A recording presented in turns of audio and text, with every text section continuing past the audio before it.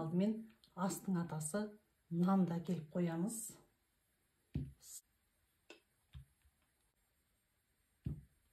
Дастарханның берекесі сары май.